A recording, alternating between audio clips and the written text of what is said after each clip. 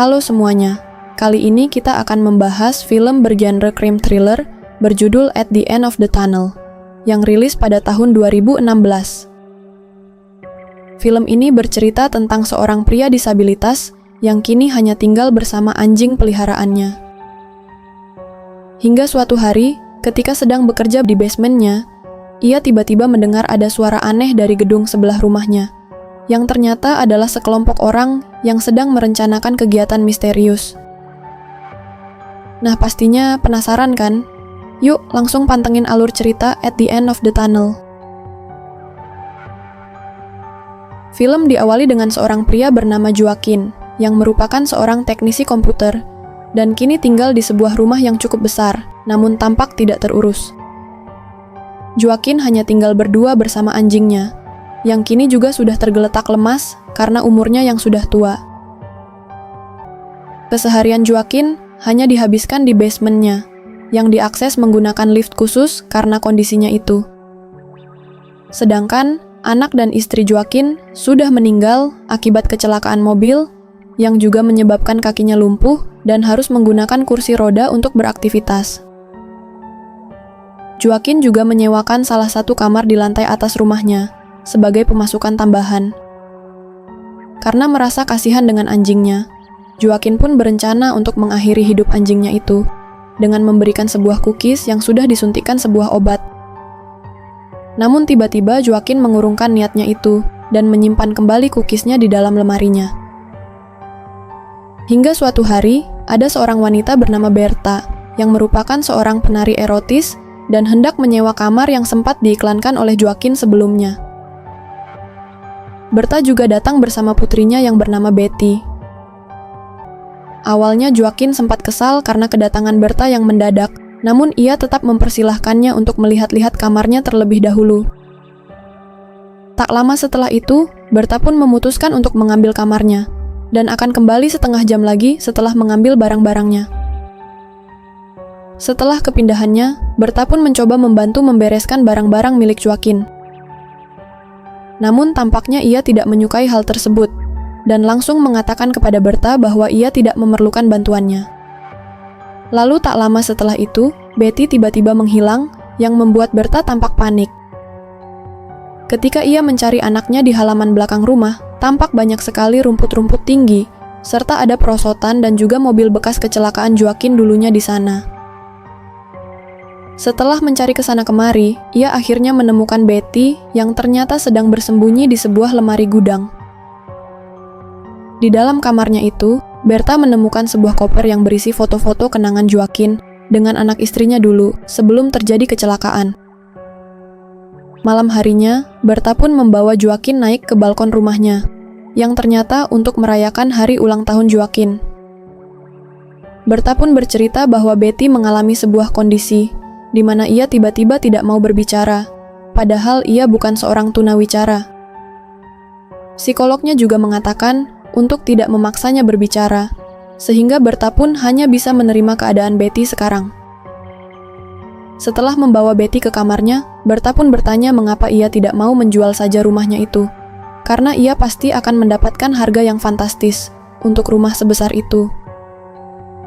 Namun, Joaquin hanya menjawab bahwa itu adalah rumahnya.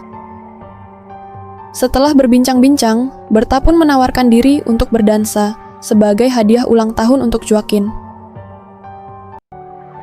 Hari demi hari pun, mereka habiskan bersama di rumah itu. Hingga suatu hari, saat Betty mendekati anjingnya itu, tiba-tiba saja keajaiban terjadi.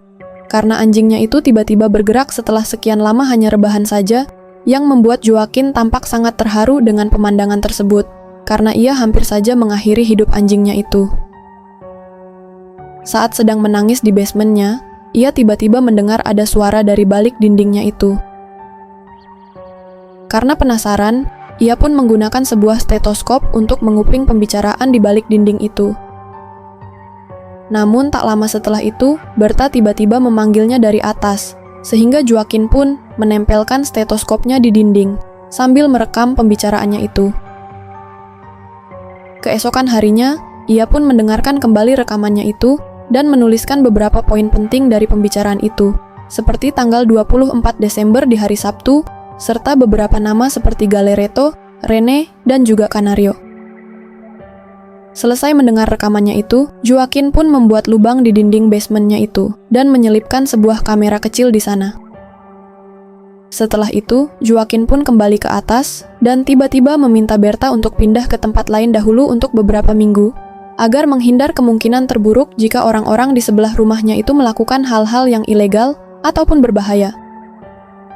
Namun Berta yang mendengar hal tersebut langsung murka dan menganggap bahwa Joaquin sengaja mengusirnya karena hubungan mereka yang semakin dekat. Namun karena kondisinya yang memakai kursi roda, Joaquin pun takut Berta tidak mau menerima. Setelah meluapkan kemarahannya, Berta pun meminta waktu 1 hari lagi dan menyuruh Joaquin memikirkan kembali apakah ia benar-benar ingin mengusir mereka dari sana atau tidak. Setelah berpikir sepanjang malam, sambil melihat kembali percakapan orang-orang di sebelahnya itu, Joaquin pun akhirnya memutuskan untuk membatalkan niatnya mengusir Berta dari sana.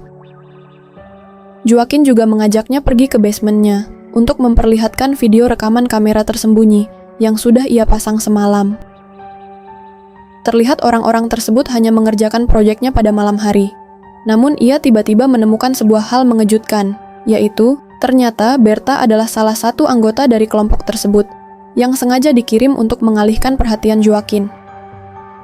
Kelompok tersebut diketuai oleh seorang pria bernama Galeretto, yang juga merupakan pacarnya Berta. Melihat rekaman tersebut, Joaquin pun langsung membatalkan niatnya untuk menyuruh Berta turun ke basement, dan beralasan bahwa ia akan segera naik ke atas untuk menunjukkan sebuah video yang ia temui di YouTube tadi. Keesokan paginya, saat Joaquin melihat kembali rekamannya, ia melihat ada sebuah peta yang ternyata merupakan jalur bawah tanah untuk aksi mereka itu. Saat Berta sedang keluar untuk membeli beberapa barang, Joaquin pun mencoba berbasa-basi dengan Betty, namun tentu saja tidak dihiraukan sama sekali. Saat ia ke dapur untuk mengambil air panas, Joaquin melihat Betty sedang berbisik dengan anjingnya itu.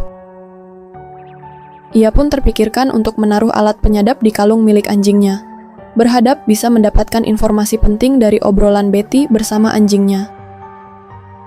Saat sedang memantau aktivitas kelompok Galeretto, tiba-tiba salah satu anggotanya hendak dieksekusi oleh Galeretto, karena ketahuan memberitahu pacarnya nama bank yang hendak mereka bobol.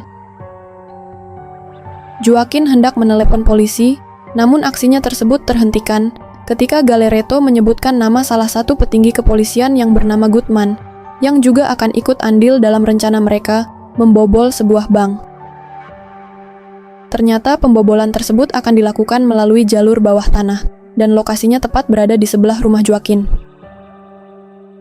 Ia pun tampak sangat kaget melihat Galeretto yang mengeksekusi salah satu anggotanya dengan sangat keji. Malam harinya, Joaquin pun mengajak Berta mengobrol dan juga minum-minum bersama. Namun tanpa disadari, ternyata ia sudah memasukkan obat tidur di minumannya. Merasa sudah hampir tumbang, Berta pun langsung berjalan ke kamarnya. Joaquin pun langsung menyuntikkan obat penenang kepada Berta dan akhirnya mengaku kepadanya bahwa ia sudah mengetahui misi rahasianya.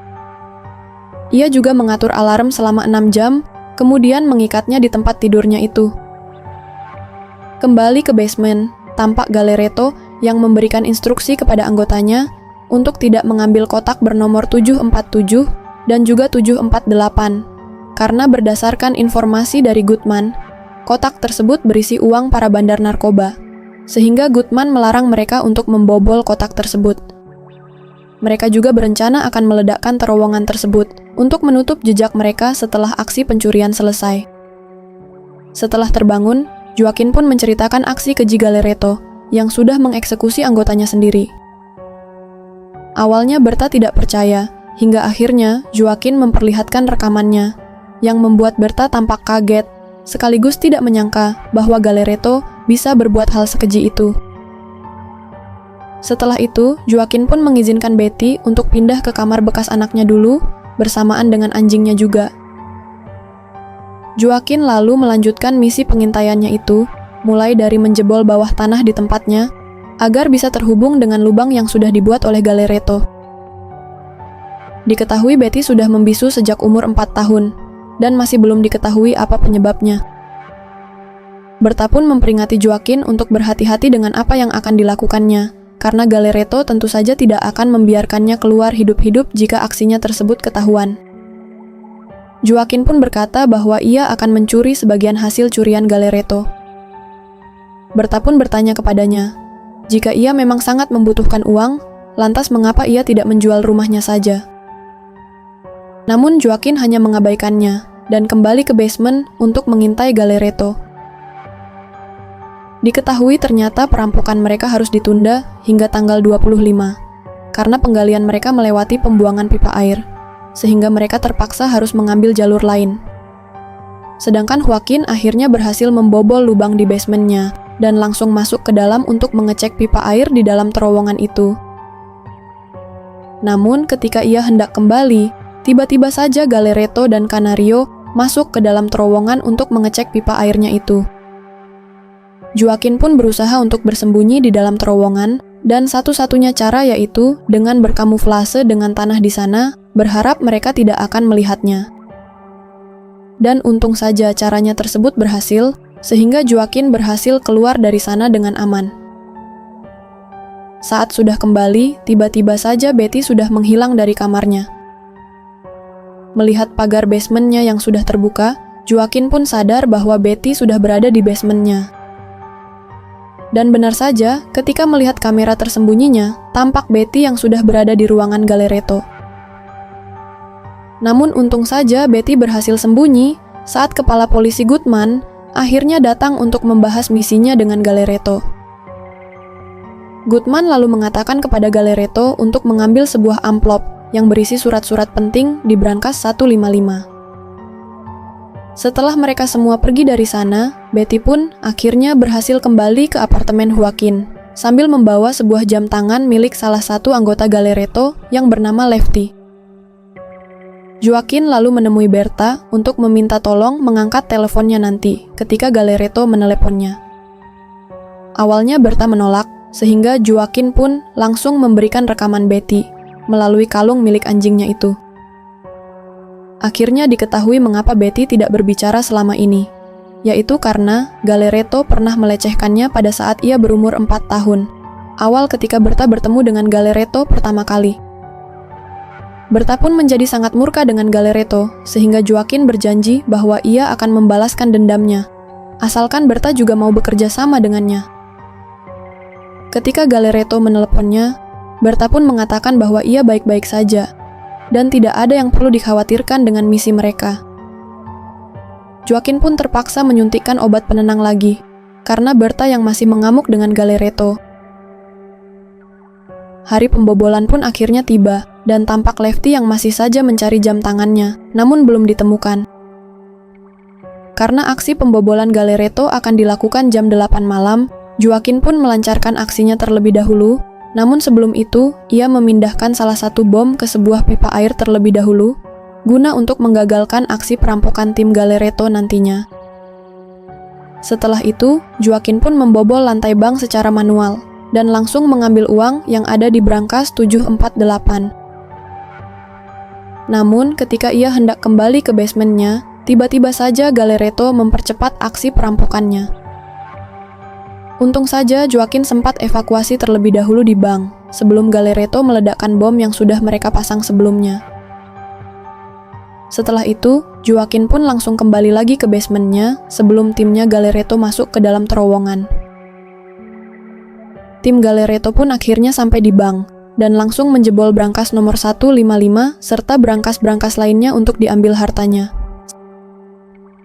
Setelah itu, uang-uang tersebut dimasukkan ke dalam kotak dan ditarik menggunakan sebuah tali dari tempat Galeretto. Namun ketika pengiriman kedua, tampak pipa airnya tersebut yang akhirnya bocor beberapa waktu setelah ledakan itu.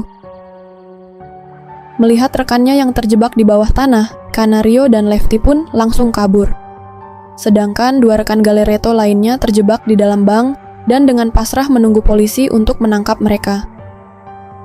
Karena air yang semakin meluap, Joaquin pun langsung menutup lubangnya, meninggalkan salah satu anggota Galereto mati tenggelam di sana, lalu menggunakan barang-barang bekas di basementnya itu dan segera menemui Berta untuk menjelaskan kondisi yang terjadi. Namun Berta yang takut akan ketahuan oleh Galereto pun berniat untuk membius Joaquin dan kabur setelah itu. Namun sayangnya usahanya tersebut gagal dan Berta terpaksa dibius kembali oleh Joaquin. Setelah itu, Joaquin pun langsung membersihkan dirinya, dan ia pun keluar rumah untuk melaporkan kepada polisi bahwa basement rumahnya terendam banjir. Tampak Gutman yang sudah berada di lokasi kejadian dan langsung menelepon Galereto untuk menanyakan surat yang ia minta. Namun, ternyata suratnya tersebut tidak sempat dikirimkan karena banjir yang terjadi di terowongan itu. Setelah itu, Gutman pun langsung menemui Joaquin untuk mengecek rumahnya.